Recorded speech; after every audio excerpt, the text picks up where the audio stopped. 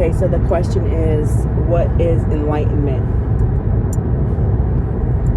Well, namaste. Enlightenment, it can be broke down in a few different ways.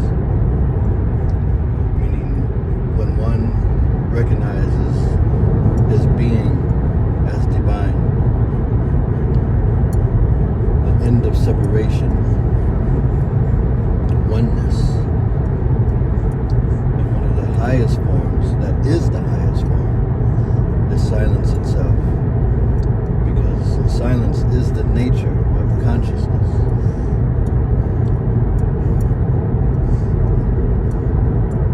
Even though it is the godly principle that makes us speak, you know what I mean? It is the mind that is always in chatter. It is always going and going and going. So when it is still, and you are just being mindful and quiet, this is the highest form of enlightenment, because you are simply being. You are simply being your natural self.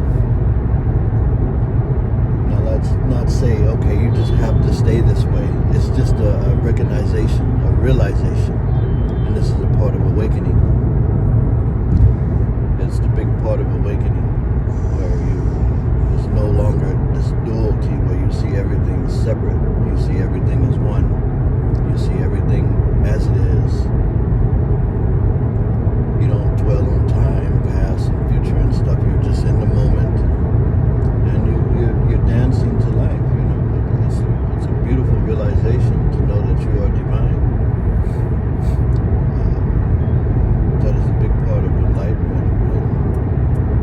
And once you know that, yeah, you are free. You are free to express and plan to dance. This is a play. This is God's dream. And it's awesome once you realize yourself. So enlightenment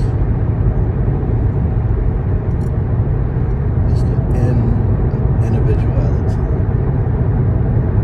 where you are simply here. There are no others apart from your being. You see everything as love.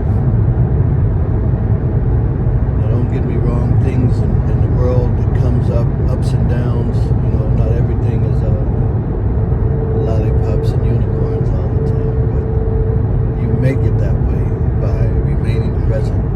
You stay in your own bliss. And it is good. So, once again, enlightenment is simply recognizing that you are divine. And what's higher than that is silence itself.